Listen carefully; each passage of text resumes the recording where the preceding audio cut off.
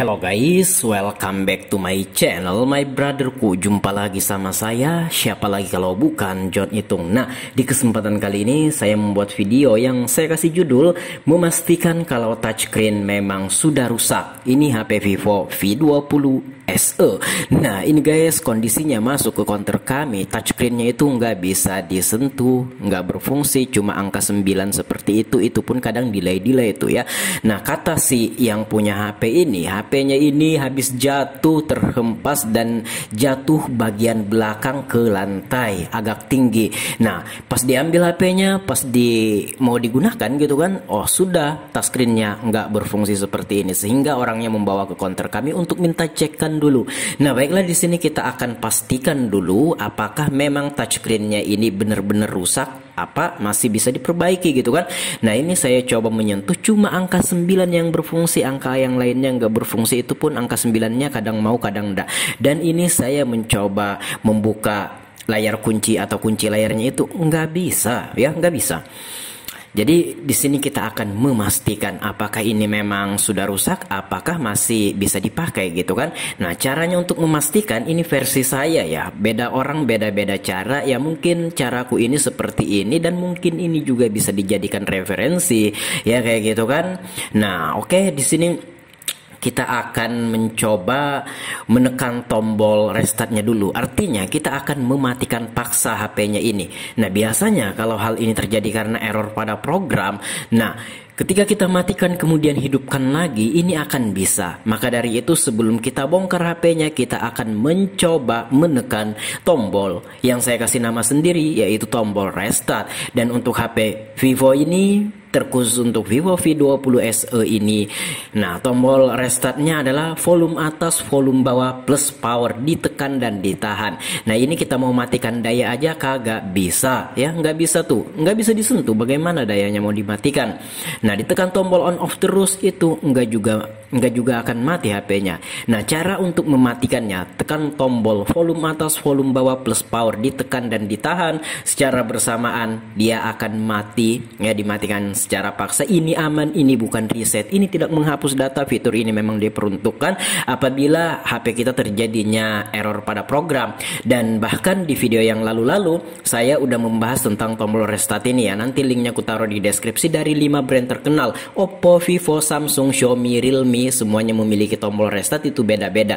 Nah, untuk HP Vivo itu kan volume atas, volume bawah, plus power, sama Samsung gitu juga ya. Nah, tetap nggak bisa guys ya touchscreen-nya. Dan untuk HP Oppo volume atas plus power, ditekan dan ditahan. Kalau HP Xiaomi tekan tombol power aja atau tombol on off aja gitu kan. Nah, untuk saat ini, saat video ini saya upload, cara itu masih work dan bekerja. Dan kalau ada perubahan tentang tombol restart itu di 5 brand itu, nanti kita update lagi untuk videonya. Untuk sementara itu masih work guys ya. Dan untuk video tombol restartnya itu nanti untuk 5 brand HP itu linknya aku taruh di deskripsi. Dan di sini saya mencopot anti goresnya ya. Nah, karena saya pernah menemukan kasus seperti ini karena anti gores. Nah, ketika kita lepas anti goresnya itu bisa. Itu di yang lalu-lalu ya. Nah, dan ini beda hal atau beda ceritanya. Ini saya udah mencoba melepas anti goresnya, ini tetap tidak berfungsi guys ya. Teman-teman bisa lihat tadi, sehingga di sini saya pasang kembali anti gores plastiknya ini. Ini anti goresnya ini plastik bukan kaca. Nah, jadi gitu guys ya, semua cara dicoba, dari mematikan HP-nya, kemudian kita tadi udah melepas anti goresnya, namun tidak berhasil. Sama saja ya, tidak bisa disentuh juga touchscreen-nya. Maka dari itu kita akan mencoba membuka backdoor HP ini. Kita akan membongkar, kita akan melihat kabel fleksibel yang ada di dalam HP ini. Siapa tahu pas dia habis jatuh bergeser saja kabel fleksibelnya di soketnya. Nah, itu bisa menyebabkan touchscreen-nya ini tidak berfungsi kayak gini atau error gitu kan. Maka dari itu kita harus memastikannya. Kalau sudah kita pastikan, udah kita buka, kemudian kita pasang kembali, bahkan kita bersihkan, namun tetap saja touchscreen-nya tidak ada perubahan alias tidak bisa disentuh seperti di awal video tadi, maka dari itu kita memutuskan bahwasanya touchscreen-nya ini udah rusak. Dan di sini saya mencongkel backdoor-nya untuk HP Vivo V20 SE ini guys. Begitu ya, dia backdoornya itu kayak gitu. Kita mesti mencongkel karena di balik backdoornya ini ada beberapa biji baut. Nah oke, kita congkel dulu, dan sembari kita mencongkel kita kasih cairan thinner untuk membantu mengurangi lekatnya lem atau double tip di balik backdoornya ini. Seperti itu guys ya. Oke ya, seperti itu saja guys. Nah, kita congkel aja. Kita kasih cairan thinner untuk membantu melepas atau mengurangi lekatnya lem atau double tip. Namun di situ catnya tertinggal di itunya guys ya, di lem atau di double tipnya itu tertinggal.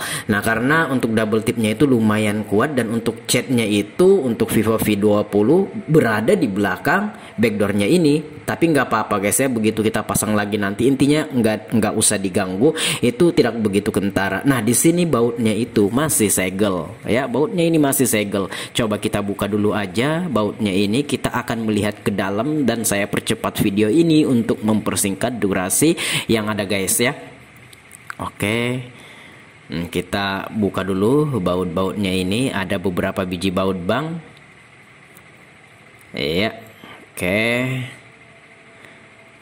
itu baut plastik penutup mesin PCB-nya ini kita buka dulu.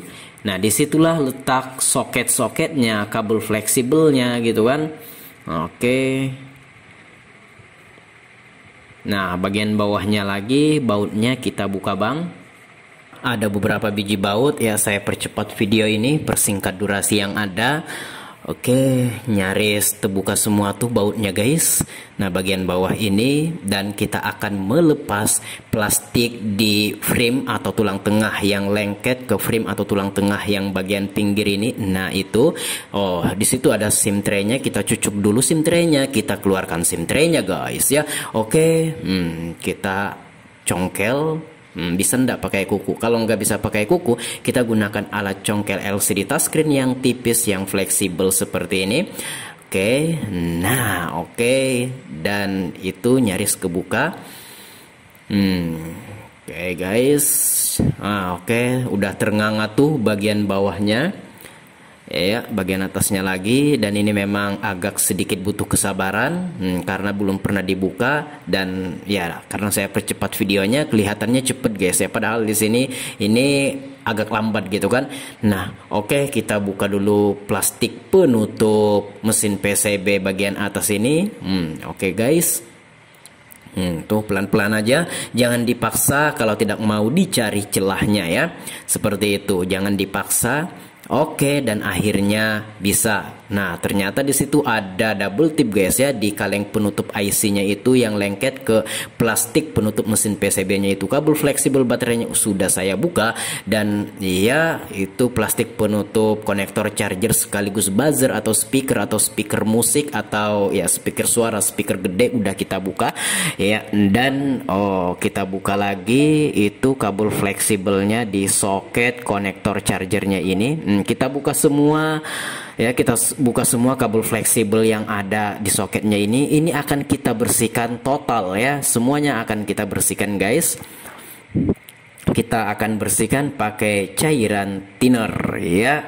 Oke, ini saya menggunakan cairan thinner Avian B asli. Nah, untuk konektornya kita bersihkan. Siapa tahu dengan jatuhnya HP ini itu merenggang atau terangkat atau kurang rapet aja untuk kabel fleksibel di soketnya itu. Nah, itu bisa jadi pemicu atau penyebab touchscreen-nya error atau nggak bisa berfungsi seperti tadi. Maka dari itu ini kita bersihkan dulu, dan inilah cara memastikannya apakah touchscreen-nya ini masih bisa dipakai atau enggak.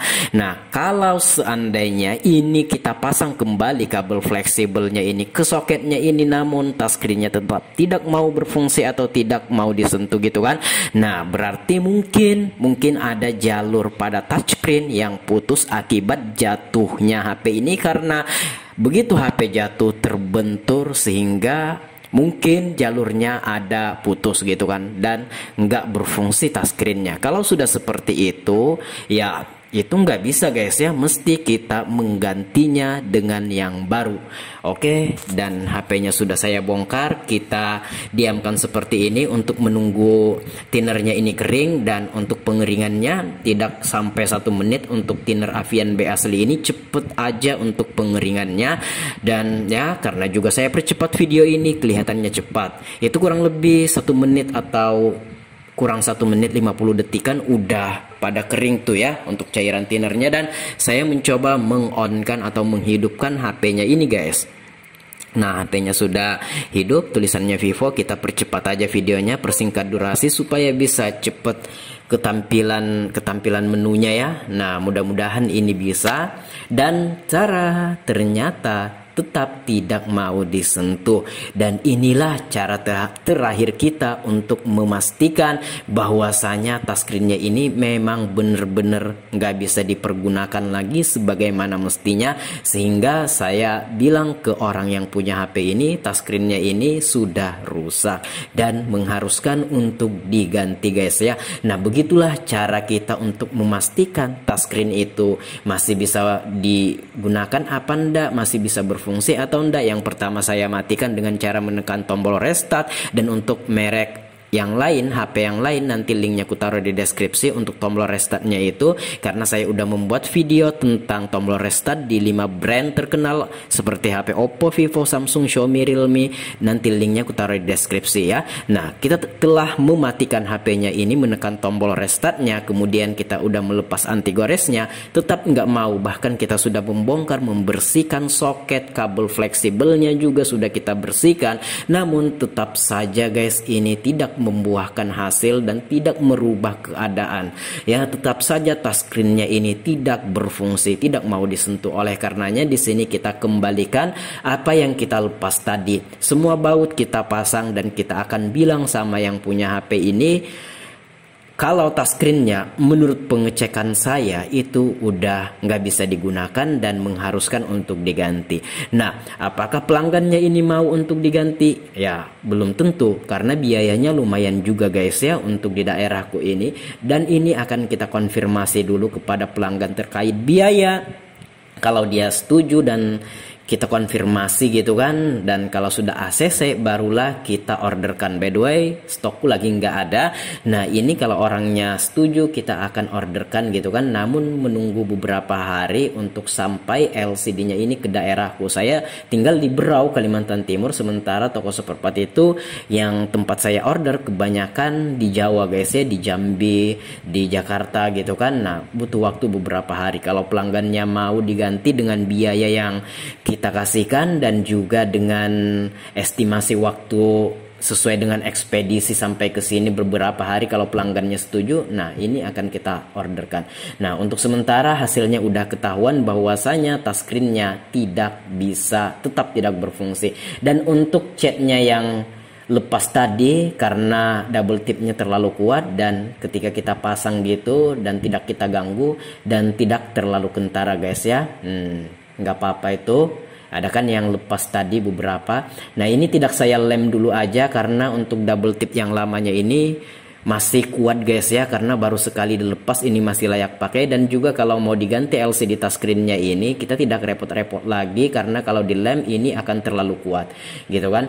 Oke, saya akhiri, itulah cara saya memastikan touchscreen yang udah benar-benar nggak berfungsi. Kalau ada pertanyaan silahkan komen-komen aja. Saya akhiri sampai di sini. Kalau ada yang pengen sharing, komen-komen juga. Saya John Itung, terima kasih.